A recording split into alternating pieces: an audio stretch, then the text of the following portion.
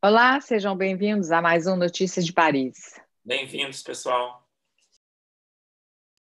Lina, hoje é terça-feira, 5 da tarde, e tem meia hora que o primeiro-ministro francês anunciou a suspensão total dos voos do Brasil para a França. Na nossa reunião hoje de manhã, para prepararmos esse vídeo, discutimos que o primeiro assunto seria a situação sanitária no Brasil e como a França estava vendo e como os franceses e a mídia francesa está acompanhando a situação, não é? Exato. E agora chegou nesse golpe total. Nos últimos 2 dias, a imprensa francesa tem discutido a situação do Covid no Brasil. Apesar da gente ter vários leitores mandando mensagens para a gente, falando que num dia foram vacinados 1 milhão de pessoas no Brasil, mas isso, com relação ao tamanho da população brasileira, é muito pouco, né? Porque precisa, na verdade, ter 80% da população vacinada para a gente poder conseguir uma imunidade de rebanho. Então, o governo francês está preocupado com como o governo brasileiro está tomando conta da epidemia no Brasil, porque o fato de não ter lockdown, o fato dos comércios não estarem fechados, das pessoas não estarem fazendo confinamento, isso, além de fazer o vírus se espalhar muito mais, faz com que o vírus se mute muito mais. E a nova mutação do vírus, lá de Belo Horizonte, da nossa cidade, está extremamente perigosa, extremamente complexa, e o governo francês está com medo de que assim como aconteceu com Chile e assim como já está acontecendo na Flórida, que essa mutação brasileira chegue aqui também na França. E as pessoas estavam discutindo por que o governo até hoje não tomou essa decisão que tomou hoje, de proibir totalmente os voos do Brasil para a França. E assim, tinham acho que 3 voos diários que, na verdade, as pessoas tinham que ter um motivo muito forte para poder vir.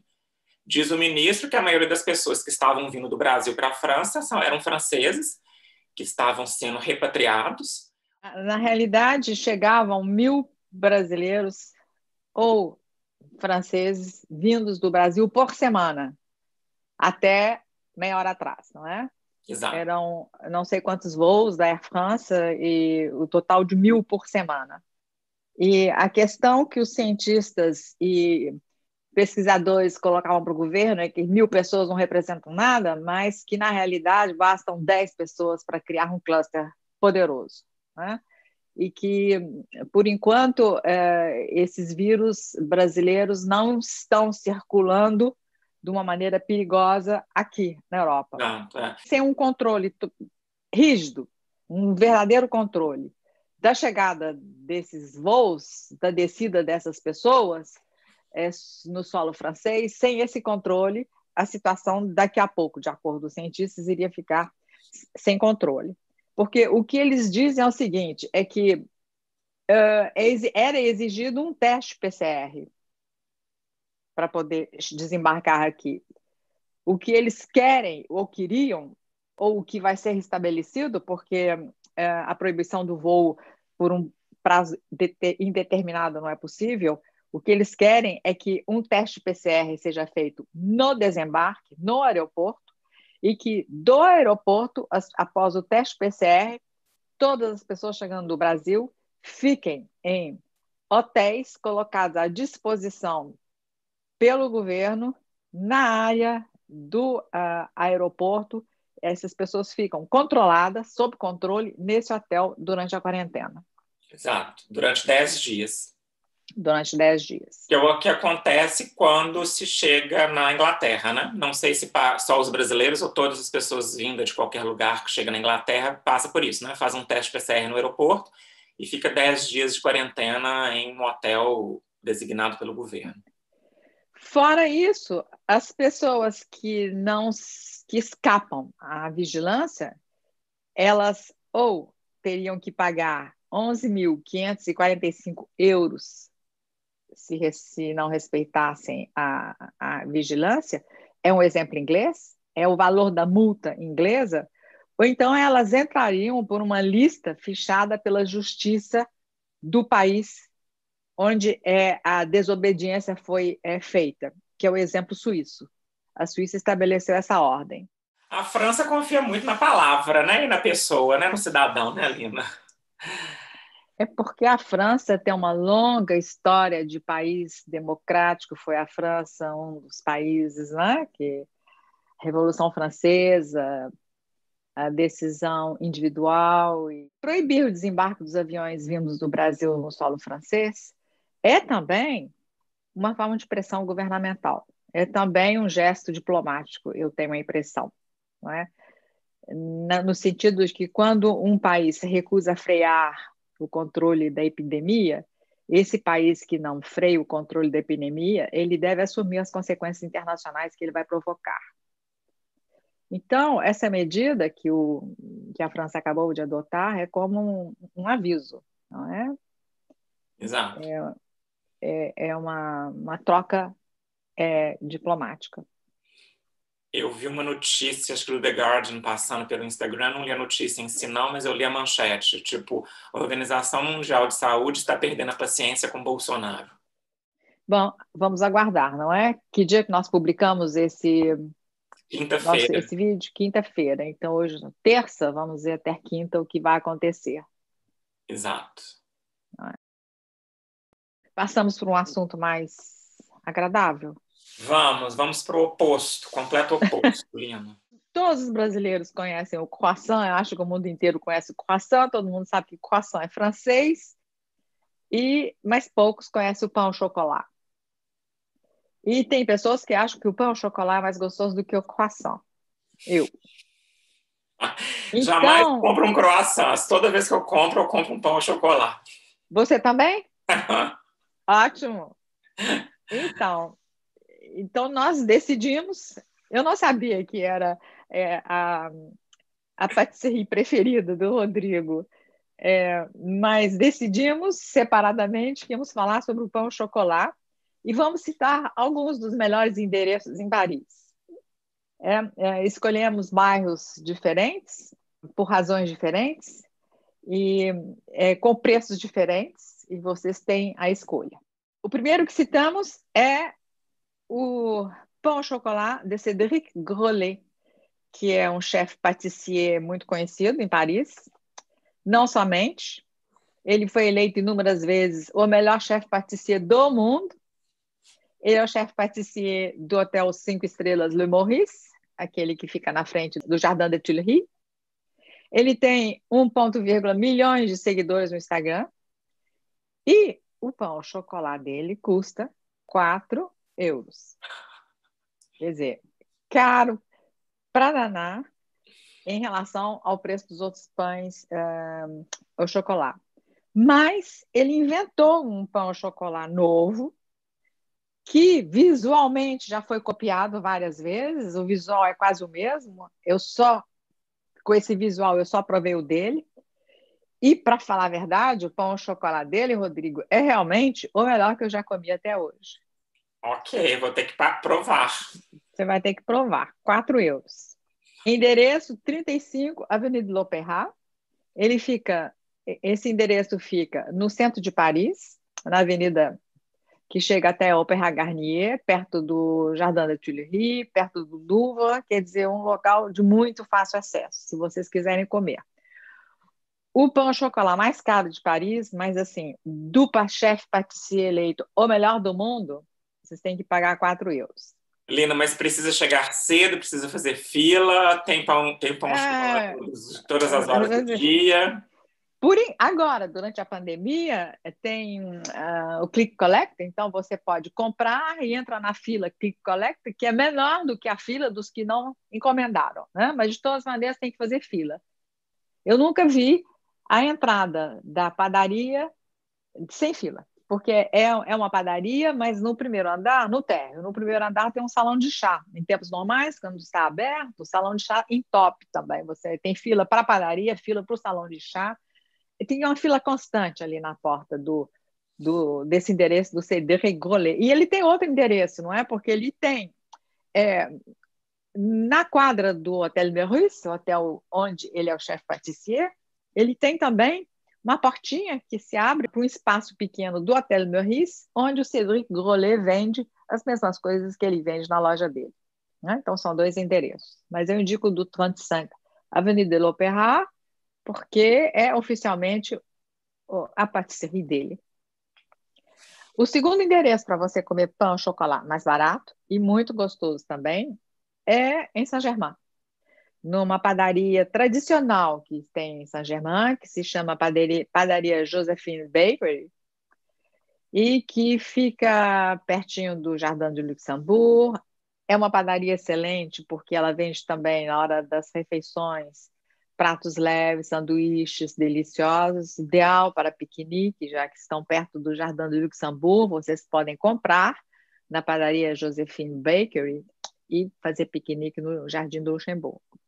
O terceiro endereço fica no 10º arrondissement, um arrondissement mais jovem, um arrondissement mais multicultural, multiétnico, e se chama De Pain et des Idées.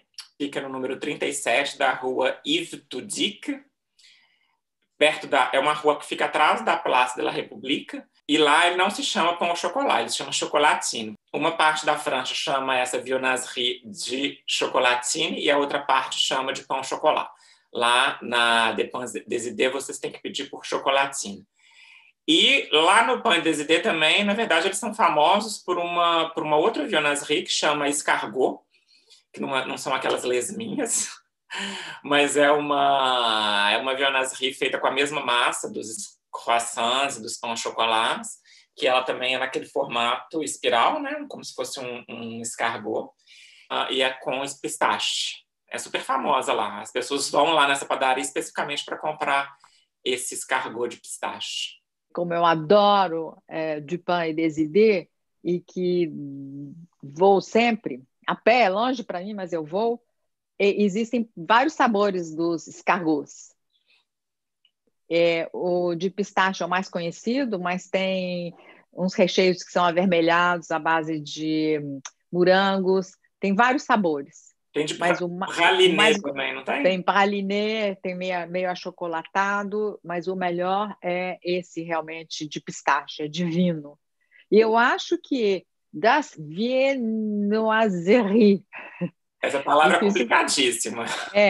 Esse escargot da padaria Du Pain et des Idées foi a melhor coisa inventada nos últimos tempos. Eu adoro isso. E outra coisa que eu quero falar é que só os parisienses chamam a chocolatina, quer dizer, o pão de chocolate, pão ao chocolate. A França inteira chama pão ao chocolate chocolatina. Chocolatina. Nós temos um artigo que fala sobre essa disputa, essa briga, essa diferença. Vou colocar o link aqui na descrição. Olina, e o 10º arrondissement, ele é a gente sempre fala do Canal Saint-Martin, a gente sempre fala para as pessoas irem lá, e tem muita gente que acha horrível, não gosta, né? Tem gente, eu conheço brasileiros que têm medo do bairro número 10, que é esse bairro da padaria, porque é um bairro heterogêneo, porque é um bairro que é como o Marais era quando eu mudei para o Marais há muitos anos atrás. E eu adorei viver no Marais, quando o Marais era o que o 10 é hoje. Um bairro multicultural, multiétnico. Multicultural, exatamente. Quer dizer, perigo de você ser atacada não tem nenhum. Não é perigo de você ser roubada, atacada. É como talvez na ópera você, em tempos normais, você tivesse mais perigo de ser atacada do que no 10, porque é onde os turistas estão que os ladrões de bolsa, não é, os pickpockets funcionam. E eles não atacam os franceses, eles atacam os turistas. Mas eu conheço brasileiros que moram aqui, que não vão no 10 porque tem medo. Eu conheço brasileiros, turistas, que nunca entenderam porque nós citamos tanto o 10 e o Canal Saint-Martin. Citamos por isso, porque é um bairro extremamente interessante, mas que, como não é um bairro turístico, no sentido de que é um bairro que funciona só para turistas, às vezes tem que ter um certo guia, né? Então, nós nos propomos ser o guia de vocês no 10. Se algum dia vocês quiserem dicas sobre o 10, o que ver no 10, onde ir, pode contactar que a gente responde e dá todas as dicas. E o Canal Saint-Martin é como se fosse as margens do Sena para os parisienses, né? Eles estão ali tomando um drink quando a gente podia, né?